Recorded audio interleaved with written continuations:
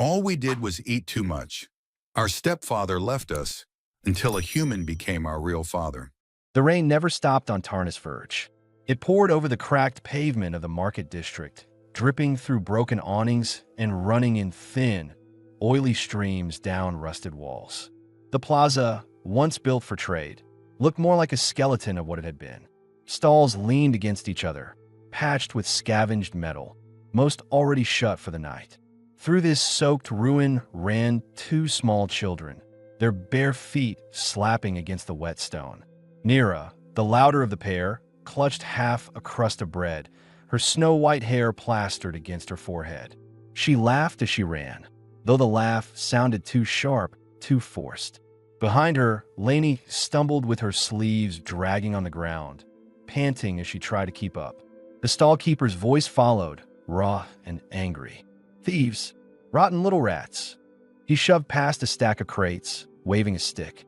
Nira pulled Lainey into a side alley, pressing her against the wall, both girls gasping. Their chests rose and fell rapidly. "See? He didn't catch us," Nira said between breaths, a defiant grin on her face. Lainey shook her head, frightened eyes darting back toward the plaza. "What if he does next time?" Nira's jaw tightened. "All we did was eat too much. That's not bad." She spoke like someone repeating a defense she'd already practiced, words carried from nights spent arguing with herself. They were 6 years old. Their real father had died long before they could remember him. Their mother had remarried, then died herself. The man left in charge of them had walked away without a second glance, telling them they were too much. Too much trouble, too much noise, too much hunger. The twins carried those words like a curse, as if they were the reason for their own abandonment. A shadow cut across the mouth of the alley. The twins froze. A man stood there, tall and silent, rain dripping from his shoulders. He didn't yell. He didn't chase. He just stood, his eyes following their movements with unsettling calm. This was Darius Valen, 38 years old, human, once a Federation scout, trained across hostile terrain, to observe without being seen, to survive with little more than instinct and discipline. The war had ended years ago, leaving him scarred but alive. He had drifted from world to world until ending up here, a man with no clear destination, only routine. His life had shrunk to scavenging supplies, repairing what he could, and avoiding people. Tarnus Verge was full of ghosts and ruins, perfect for someone who wanted to disappear. The girls didn't know that. To them, he was just another adult who might drive them away. Nira stepped in front of her sister, shoulders squared even though her small body trembled. "We're not heavy. We didn't mean nothing." Her voice cracked, but she forced it louder. Darius lowered himself into a crouch, resting one arm casually across his knee. He studied them, rain sliding down the scar that ran from his jawline to his collar. The soldier in him saw the details immediately. Thin wrists, hollow cheeks, clothes tied together with rough knots, feet raw from running barefoot. Children barely surviving. He reached into his jacket, pulled out a ration bar, and snapped it in two. He held the pieces out without a word. The twins hesitated. Lainey's lip quivered. Nira darted forward, snatched one piece, and shoved it into her mouth.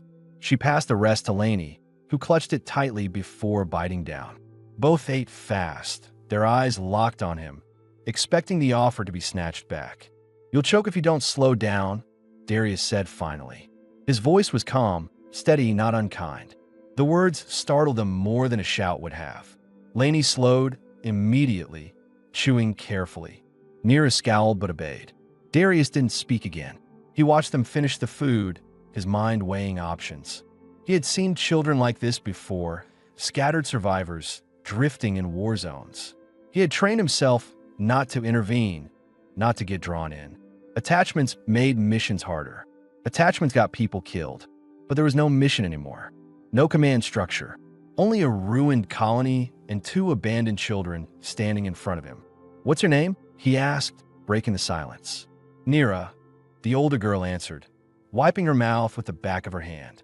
After a pause, she gestured at her sister. "That's Lainey." "Darius," he said simply. Rain drummed on the rooftops, filling the quiet. The stall keeper's shouts had faded, leaving only the distant hum of water dripping through broken gutters. The girls didn't run. They didn't trust him either, but something in the stillness of his posture, the lack of threat in his voice, kept them frozen in place. Lainey tugged at Nira's arm and whispered, "Is he going to leave?" Darius heard her. For a moment, he considered it. He could walk away. He could let the colony's indifference swallow them.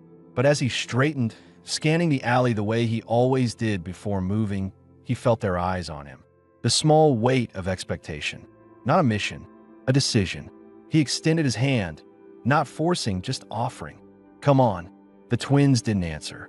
But when he turned toward the street and started walking, their bare feet splashed after him. Nira still held the last crumb of the ration bar like it was treasure. Lainey clung to her sister's sleeve, her gaze fixed on the steady boots leading them forward. Darius told himself it was for one night.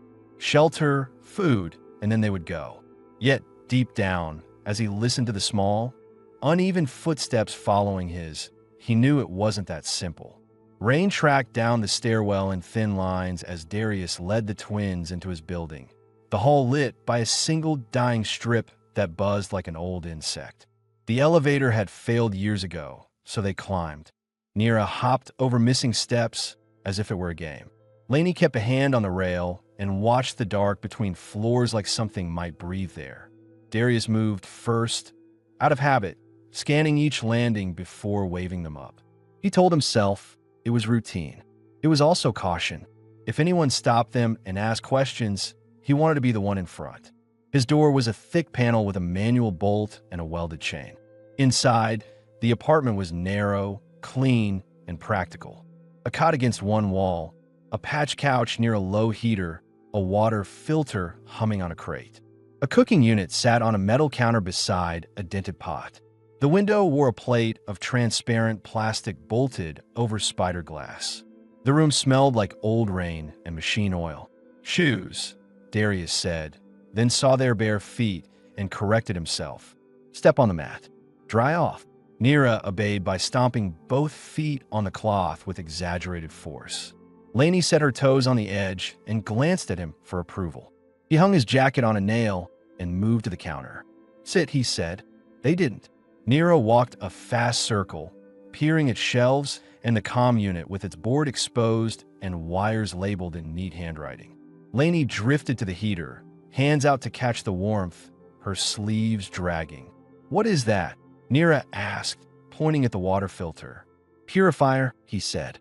"It makes bad water safe." "Why is your window broken?" Lainey's voice was thin but curious, not accusing.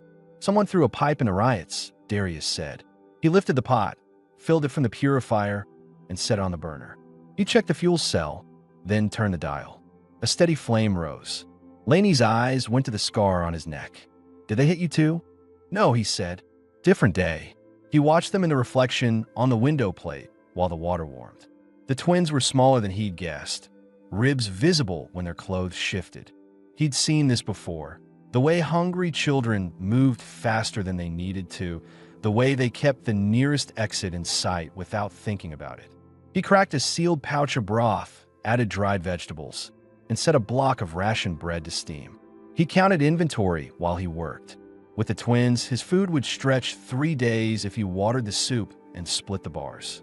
He could barter for more in the morning if the rain eased. "Wash," he said, placing a bowl of warm water on the low table with a folded cloth.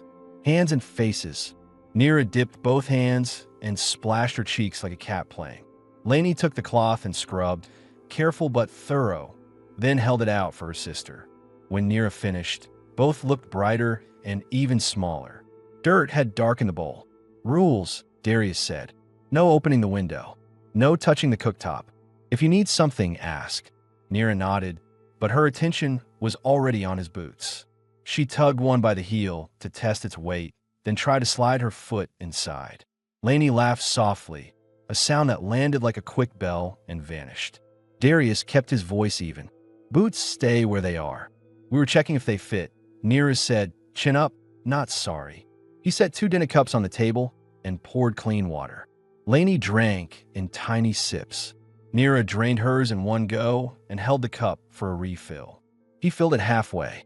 The soup thickened. Darius tasted it and adjusted salt. He watched both girls for signs of fever or rash. Skin cool to the touch. Eyes clear. Lips dry but not cracked. Lainey's feet were raw from running. Nira had a bruise on her knee. He took out his med kit and set it beside the table. He ladled the soup into 3 bowls and set them down, the steam rising in thin, straight lines. Slow, he said. They ate like they had never learned to sit at a table. Nira used the spoon for the first 2 bites, then lifted the bowl to drink.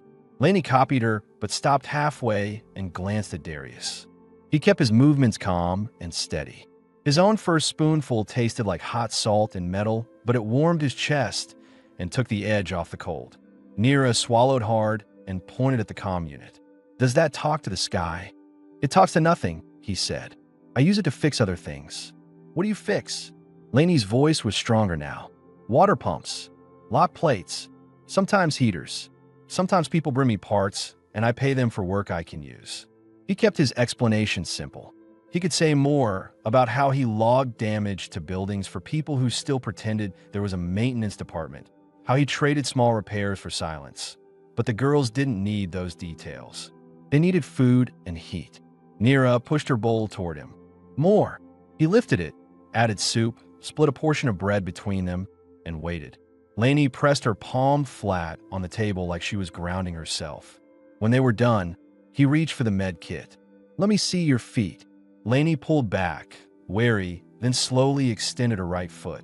He cleaned the cracks with warm water and antiseptic, blew cool air on the sting, and wrapped them in thin gauze. She watched the motions with the kind of focused silence he recognized from field med stations. That pause when pain and relief traded places.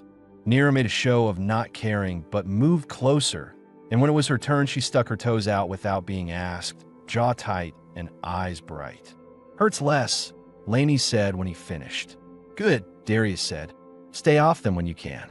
Nira leaned back on her hands and studied him. Why do you live here if you don't like people? I never said I don't like people. You don't talk much, she said. Talking is not liking. Who cut your neck? Lainey asked, then flushed, as if she had broken a rule. You don't have to say. An enemy, he said. A long time ago. Did they die? Nira asked, not out of cruelty, but as if trying to map a world where cause and effect had rules. I am here, Darius said. He did not add the rest. He didn't need to. Nira looked around like she had lost something. Do you have blankets? He opened a trunk at the foot of the cot and pulled out 2 thin ones. The girls pulled them up, then immediately stood and wandered again. Nira tested the bolt on the door. Lainey turned the heater down 1 notch and back, watching the light change. What is your job? Lainey asked. I fix things, he said. I map what is broken, so I know what to fix next. Is that your mission? Nira leaned on the table with the serious expression of someone who had tried to understand the word mission and attached it to adults who walked away. Today my mission is feed you, keep you dry, get you to sleep, Darius said. What about tomorrow? Lainey asked. Tomorrow I find more food, he said, and more blankets. The answer landed in the room like a peg set in a wall. Simple, solid. Nira looked at Lainey and lifted her chin in a tiny, private nod. Lainey's shoulders dropped a fraction. They cleaned the bowls together. Darius washed, Lainey dried, Nira stacked. Nira made faces at the streaks on the cups and wiped them again with unnecessary vigor. The room grew warmer. The rain softened from sheet to a steady patter. Where did you live? Darius asked in the same quiet tone he used for instructions. He didn't need the full story, just enough to be useful. Near the old tram line, Nira said, in a house with a red door that doesn't close. Not a house, Lainey corrected. A room above the metal shop. The red door is someone else's on the other side. Who looked after you? Our mother, Lainey said, voice small. Then it was the man. Then no one. Did anyone hurt you after the man left? His voice remained level. He kept his hands on the work in front of him, flipping a cup to dry its base, not staring. No, Nira said quickly, then slowed. Only hungry hurts. Lainey added. The man said we were too much. We laughed and maybe broke tin. He said we ate too much. Is that why you run? Darius asked. Nira's mouth pressed tight. We don't run. We move fast. Lainey looked at him like she wanted him to say something that would undo a sentence carved into the air. He didn't make speeches. He set the cup down, picked up the blankets, and tapped the couch cushion. Bed, he said. You take this. I'll take the chair. They climbed without arguing. Nira sprawled like a star, then pulled her knees in to share space. Lainey tucked her feet under the blanket and stared at the window. The plastic clicked softly as rain changed direction. Darius turned the heater down and checked the bolt on the door. He turned the comm unit off, even though it didn't work, and set a mug under the window's slow leak. Will we get in trouble for being here? Lainey asked into her blanket. No, Darius said. Will you leave while we sleep? Nira asked, pretending not to care, eyes on the ceiling. No, Darius said. They lay still for a minute. Then Nira quietly slid off the couch, padded to the door, and lifted his boots. She carried them like contraband and hid them behind the trunk. Lainey watched him in case he told her to stop. Darius pretended not to see.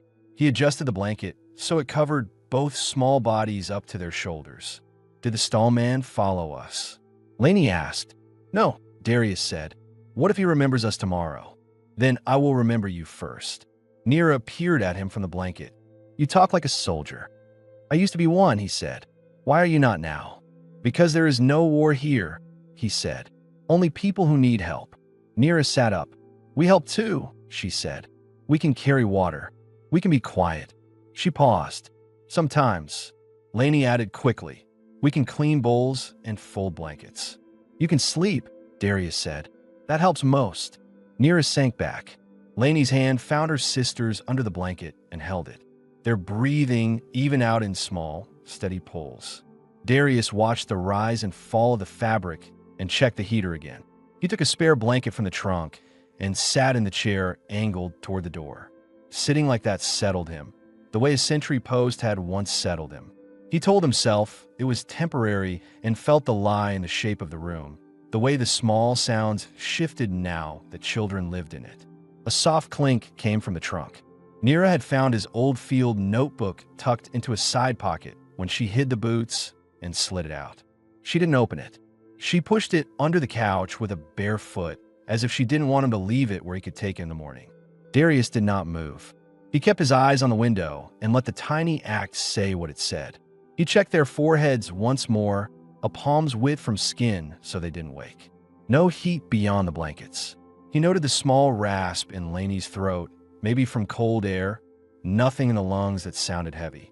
He shifted the mug under the leak. He wrote a list in his head because writing calmed him.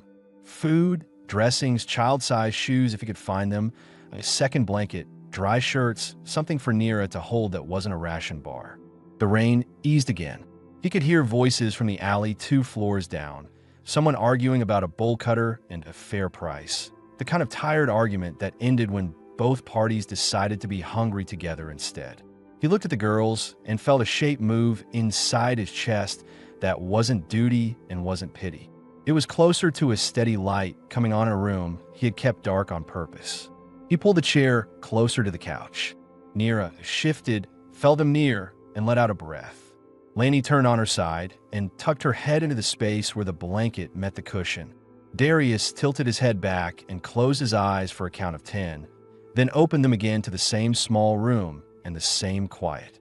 He could sleep. He didn't. He held the first watch because it was what he knew, and because if anyone knocked, he wanted to stand between the door and what was behind him. Questions from before thinned. Where would they sleep? What would they eat? Why was he here? What would he do next? The answers were in the room now, plain and immediate. They would sleep on his couch under his blankets. They would eat what he had and more of it tomorrow. He was here because he had walked into an alley and not walked away. And tomorrow he would go out early, barter for shoes and clothes and food, and he would come back before they woke if he could. He looked once at the scarred comm unit and considered turning it on out of habit, listening to nothing because he trusted instruments more than quiet. He didn't. He kept his attention on the door and the 2 small shapes breathing under the blankets. He listened to the rain fade and the heater tick as it settled, and he let the new mission lodge where it needed to. Feed them. Keep them warm. Return. The morning came gray and heavy, the kind of light that slid in through the patched window like it had lost its strength before reaching the room. Darius opened his eyes to the sound of a muffled thud. At first, he thought it was the heater shifting. Then he saw movement on the floor. Nira crouched near the trunk, his boots beside her. She had dragged them out of hiding and was trying to stand in them, her small legs wobbling inside, leather far too large. Lainey sat cross-legged by the couch, watching her sister with cautious amusement. Both girls froze when they saw him awake. "You weren't supposed to see," Nira muttered, chin tilting up as though daring him to be angry. "They're heavy," Darius said evenly, sitting forward. "You'll fall." "They make me taller," she shot back, stumbling 2 steps before toppling sideways. Lainey giggled, then pressed her hand over her mouth, eyes flicking to him to see if laughter was allowed here. Darius sighed. He took the boots from Nira's hands, set them back beside the trunk, and stood. The girls watched him with the alertness of children who expected punishment, but he only said, "Breakfast first. Then you can climb whatever you want." Nira blinked. "Climb what?" He didn't answer. He filled the pot with water and lit the burner. Their curiosity was answer enough. While the broth heated, he asked, "When did you last have shoes?" It was a question from the night before he hadn't pressed. Nira shrugged. "A long time. Lainey's were taken," the younger girl whispered. "The man sold them when he left." Darius looked down at her, reading the tremor in her voice. She hadn't said much about the stepfather. He realized she might never explain it all, not in one piece. The fragments would come when she felt safe enough. For now, he let it rest. "You'll need new ones," he said. "We'll find them today." Nira's eyes widened. "You mean we're going outside with you?" "Yes," he said, tone steady. "If you follow my rules. Stay close. No running." She nodded too fast, her grin breaking across her face before she could hold it back. Lainey's shoulders eased, a sign that the idea of being included meant more than the shoes themselves. The meal was quiet except for the sound of spoons scraping against bowls. They ate slower now, as if testing the idea that there would be more food later. When they finished, Nira wiped her mouth with the back of her hand. "Why are you here? In this place, I mean?" The question hit harder than it should have. He had avoided the subject last night. He could keep avoiding it, but they were staring at him with blunt honesty, and he knew silence would only make them push harder. "I was a scout," Darius said. His voice stayed low, matter of fact. "The war ended. I didn't want to fight anymore. I came here because no one asked questions." "Do you still fight?" Lainey asked. "No. What if someone hurts us?" Nira challenged. He met her gaze. "Then I'll stop them." She studied him like she wanted to find the weakness in the answer, then nodded, satisfied for now. After the bowls were washed and set aside, Darius pulled open the trunk again. Inside were folded utility shirts, spare blankets, and a tool pouch. He dug until he found 2 small belts, cut down from old straps. "You'll wear these," he said, buckling one loosely around Nira's waist and adjusting the other to fit Lainey. "If you get separated, you pull the latch. It makes noise. I'll hear it." "Like soldiers?" Nira asked, eyes bright. "Like survival," he corrected. He stepped into his boots while the twins whispered to each other. They were still too restless, still testing boundaries. He could see it in the way Nira's hand hovered over his toolkit, itching to pry it open, and in the way Lainey's gaze kept darting to the door, both fearful and eager. They weren't used to an adult taking them out by choice. They weren't used to belonging anywhere. Before they left, Lainey asked the question he hadn't expected so soon. "When will we have to leave?" Darius paused, hand on the bolt. The honest answer was that he hadn't decided yet.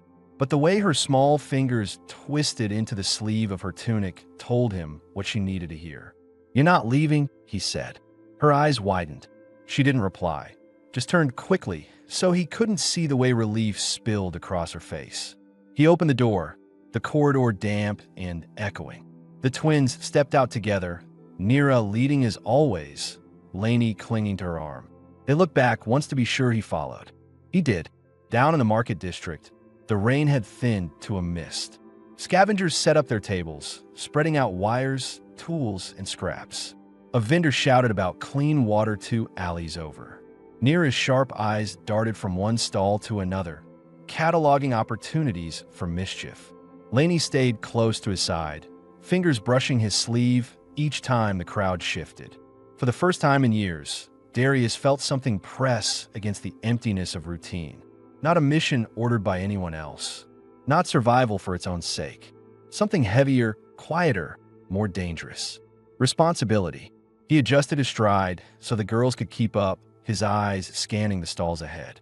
The war had trained him to watch for threats. Now he watched for shoes small enough to fit, food that would stretch, and the faint, unguarded laughter of two children who were beginning to believe they weren't alone anymore. The market stretched in crooked lines under tarps patched with rust and cloth, water dripping from every seam. Darius walked steady, hands loose at his sides, eyes moving in practiced rhythm. The twins trailed close. Nira skipped ahead by half a step, eyes sharp, already watching where bread loaves sat, where baskets were poorly guarded. Laney clung to his sleeve now and then, pulled forward by the crowd, then corrected herself, cheeks flushed as though ashamed she still needed an anchor. He stopped at a stall stacked with worn boots. Most were too large or too stiff, salvaged military issue. After searching through, he found a pair of small leather shoes, the soles cracked but reparable. He pressed his thumb against the seam, testing it. The vendor, a man with deep lines around his mouth, watched in silence. "Trade?" Darius asked. The man squinted at him. "For what?" Darius opened his pouch and laid down a coil of copper wire and a half vial of sealant. He could fix water plates without them, slower but possible. The man's eyes flicked toward the twins. Why bother with them? They'll outgrow those in months. Darius didn't shift, didn't blink. "Trade." The man looked at the wire again, then at Darius's scar, then back at the shoes. "Done." Darius wrapped the shoes in a cloth and tucked them under his arm. Nira tugged his jacket. "You didn't even check if they're pretty." "They don't need to be pretty," he said. "They need to keep your feet from bleeding." She frowned, not at the words, but at the way he said them. Flat, certain, as if her feet bleeding was a fact he had already measured. She swallowed the protest. Laney whispered, "Thank you," though barely loud enough for him to hear. They moved deeper into the market.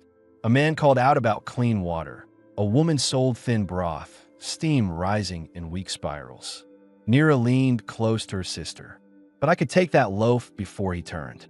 "You promised," Laney whispered back, glancing at Darius. He caught both their looks without turning his head.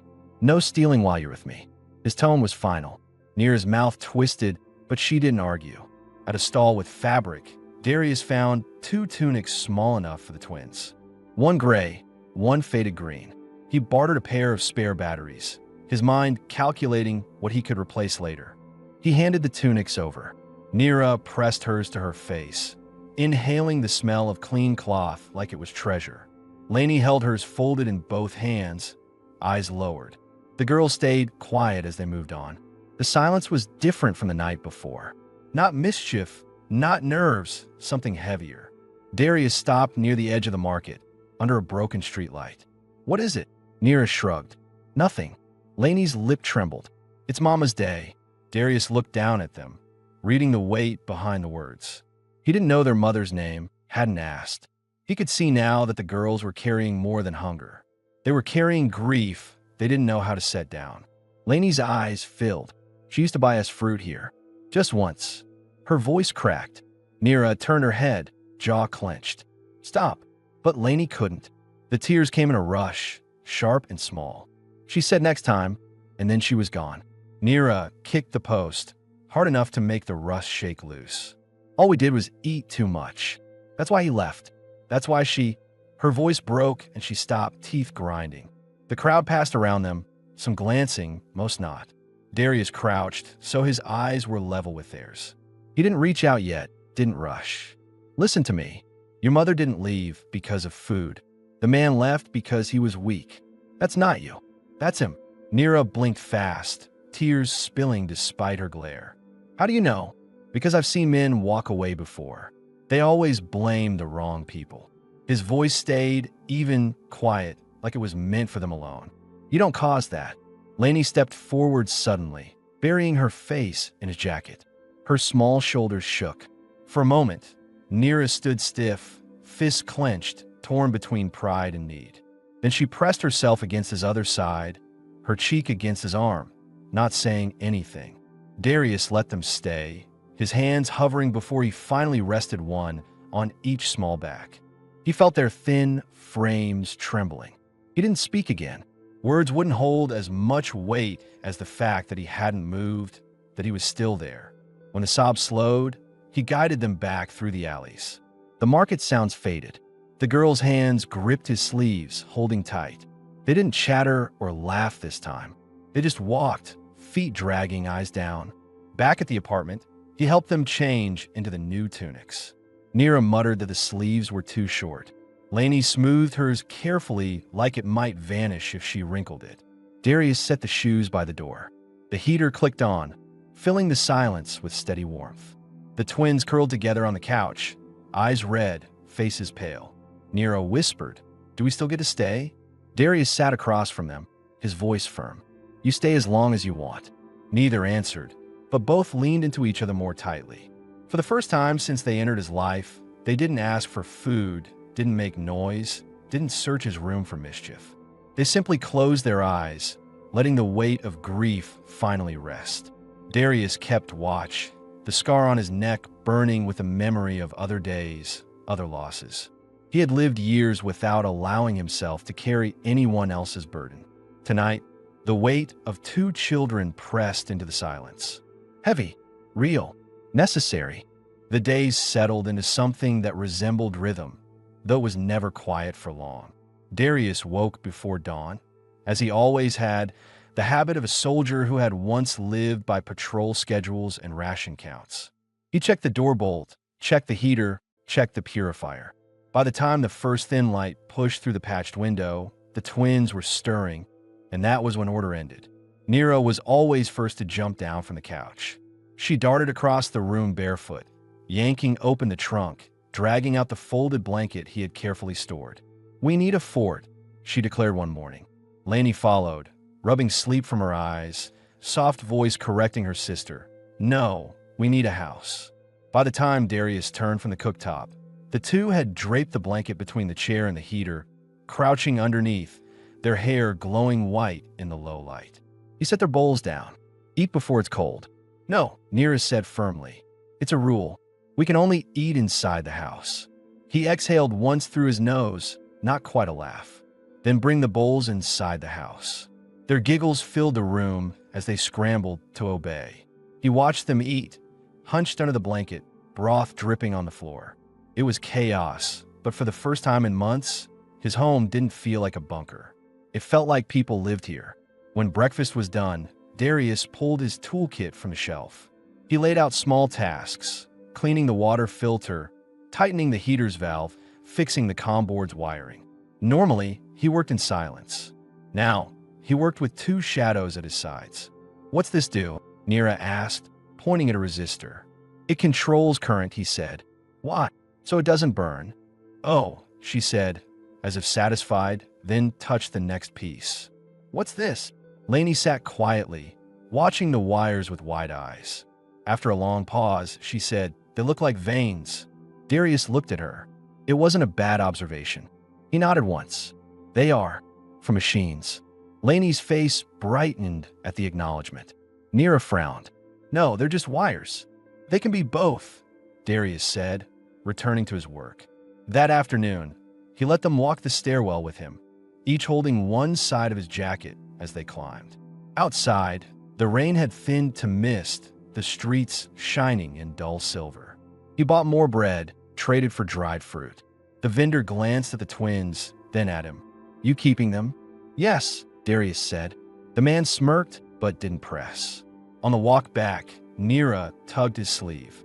"Why do you fix things if they always break again?" "Because broken things still need to work," he answered. She squinted at him. "That doesn't make sense." "It doesn't have to," he said, but his voice was calm, not dismissive. That night, after dinner, the twins grew restless. Nira dared Lainey to climb onto the chair and leap to the couch. Lainey hesitated, then did it, falling into the cushions with a startled laugh. They went back and forth until Darius finally stood, catching Nira mid-leap, setting her firmly on the floor. "Enough," he said. "You smiled," she accused, pointing at him. He didn't deny it. When the room settled, Lainey curled into the blanket, eyes heavy. Nira sat upright, staring at him in the dim light. "Why are you nice to us? You don't even know us." He met her gaze. "Because you needed someone to be." Her mouth opened, then closed. For once, she had no retort. She slid under the blanket beside her sister, small body pressing close, as if the answer was enough for tonight. Darius sat in the chair, arms resting on his knees, eyes on the door. He told himself the routine was temporary. But every time Nira laughed or Lainey leaned into his side, that truth grew harder to believe. And when he finally allowed himself to close his eyes, just for a moment, the silence of the apartment no longer felt like emptiness. It felt like belonging. The storm came late in the evening, louder than the others. Rain slammed against the patched window, wind forcing water through the cracks in the frame, so it tapped into the waiting mug on the floor. The lights flickered once, twice, then cut out completely, leaving the apartment lit only by the small flame of the heater. Darius set a candle on the table. The flame burned low but steady, casting pale shapes across the walls. He tested the comm panel out of habit, knowing it would be silent. The colony's grid had been failing for months. Outages could last hours. He settled back into the chair, listening. The twins were under the blanket on the couch, but neither was asleep. Their whispers carried in the dark. "It sounds like the roof is breaking," Lainey said softly. "It's just rain," Nira answered, though her voice wasn't as sure as usual. "It can't get us." Darius turned slightly. "The building is solid. Nothing's breaking tonight." Lainey peeked from the blanket. The candlelight caught her pale face, eyes too wide for calm. She slid off the couch, bare feet silent on the floor, and walked to him. Without asking, she climbed into his lap, curling small legs against his chest. He felt the tremor in her body as she pressed her face into his jacket. Nira stayed on the couch for a long moment, as though refusing to admit she wanted the same. Then the next crash of thunder shook the window, and she scrambled across the floor, pulling the blanket with her. She climbed onto the other side of his lap, the fabric half covering them all. Darius shifted to steady them. One arm around Lainey, one arm around Nira. Their hair, damp from the air, brushed against his chin. He hadn't held anyone this close in years. He kept still, every movement measured. Nira's voice came muffled against his shoulder. "You won't leave when it's morning, right?" "No," he said. His tone was simple, steady. "Promise." Lainey whispered, "Promise." They settled after that.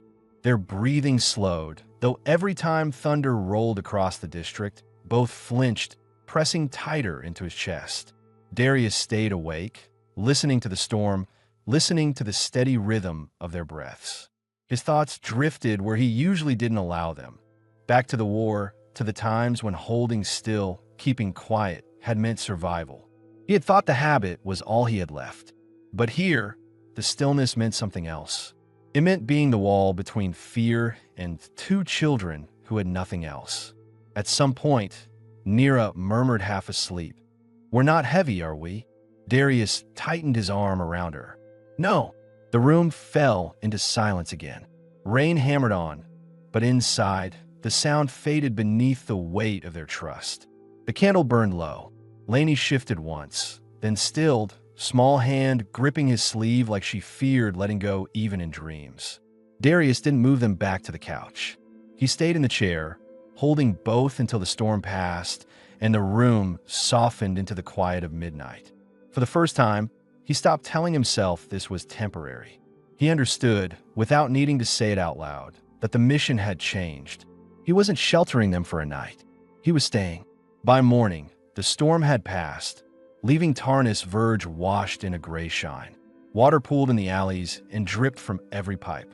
Inside the apartment, the air smelled of damp cloth and warm broth.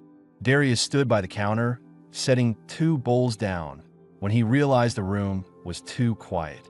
The twins weren't on the couch. He turned. The closet door was open. A faint giggle leaked out. "Out," he said, voice steady. Silence. Then Nira's muffled whisper, "He found us." The closet door burst open. Both girls stumbled out, drowning inside his spare jacket, sleeves dragging across the floor. Nira wore it backwards. Lainey clutched one sleeve like a cape. They paraded around the room, tripping over the hem, laughter echoing. "We're little humans now," Nira declared, puffing her chest. Lainey added shyly, "March like him." They stomped in uneven rhythm across the floor, saluting with hands too small, their grins breaking the seriousness. Darius sat down heavily, rubbing his temple, but a smile pulled at his mouth anyway. "Breakfast," he said. "Soldiers don't eat soup." Nira fired back. "Soldiers eat whatever keeps them alive," he countered. That ended the game. They dropped the jacket and scrambled for their bowls. He watched them eat, slower now, not as desperate as the first night. Their laughter had shifted. It wasn't sharp with hunger anymore. It was lighter, fuller. After they finished, Nira wiped her mouth with her sleeve. "When do we leave?" "We're not leaving," he said. "You said that before," she argued. "But people always change their minds." Darius leaned forward, elbows on his knees, eyes steady on both of them. "I'm not changing mine." Lainey's spoon clattered in her bowl. "Then we stay." "You stay," he confirmed. The room went silent. For once, Nira didn't try to argue. She looked at her sister, then back at him, studying his face for any crack in the words. She found none. A moment later, both twins crawled across the floor, climbing into his lap without hesitation this time. Lainey tucked her head under his chin, whispering, "Then you're our real father now." Nira added, firm and loud, "Yes, ours." Darius' throat tightened. He placed one hand on each small back, steady, anchoring. He didn't say the word out loud, but he didn't need to. His silence had weight, and they felt it. That evening, when they built their blanket fort again, they insisted he sit inside. He fit awkwardly, legs folded, the heater's glow catching their pale faces. The twins laughed until they couldn't breathe, poking at him, daring him to scold them. He didn't. He just let the sound fill the room. For the first time in years, his home felt like more than four walls and a bolt. It felt like life had come back inside. The weeks rolled into a steady pattern. Tarnis Verge stayed the same. Rain-slick streets, markets echoing with barter calls, alleys smelling of rust and smoke. But inside Darius's apartment, everything had changed. The silence that once pressed on him was replaced with sound. The clatter of small feet, bursts of laughter, arguments about blankets, and whispered secrets shared too loudly.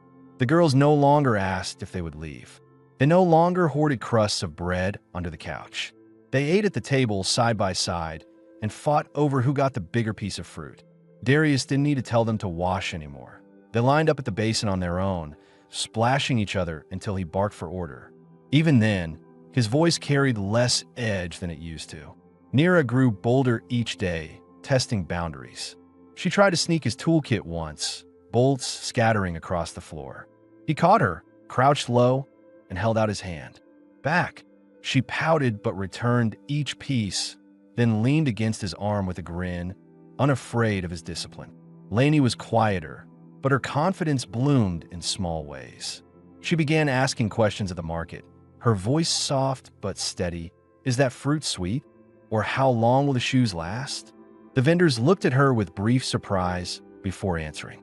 She always glanced at Darius after, searching his face for approval. He gave it with the smallest nods, enough to keep her proud. At night, the blanket fort became permanent. They draped it between the couch and chair, crawling inside with their tunics and their giggles. One evening, they insisted Darius join again. He fit awkwardly, knees pressed to his chest, while the twins piled blankets over his shoulders. Nira announced, "Now it's a real house." Lainey whispered, "Because he's inside too." He didn't argue. When the rainstorms came, as they always did, the twins no longer flinched at every crash of thunder. They pressed against him, yes, but they fell asleep quickly, safe in the certainty that he was there. They stopped asking if he would leave in the morning. They had already decided the answer. One morning, as he laced his boots, Nira tugged at his sleeve. "When people ask, can we say you're our father?" He looked at her, then at Lainey, who watched silently, hope flickering in her eyes. He didn't hesitate. Yes. The twins exchanged a look, something unspoken passing between them. Lainey smiled, a small, rare, full smile, and whispered, "Then we have a father again." Later that day, the three walked together through the market. The vendors watched them, some with curiosity, some with indifference. Darius didn't care. The twins held his hands, one on each side, their small fingers gripping tightly, as if daring anyone to question it. When they returned home, the heater clicked on, the window rattled softly with the rain, and the apartment filled with the sound of two girls laughing as they raced to the couch. Darius followed, slower, setting down supplies, watching them with a steady calm that no longer felt like duty. It felt like belonging. It felt like family. And in the ruins of Tarnis Verge, where so much had been broken, that was enough.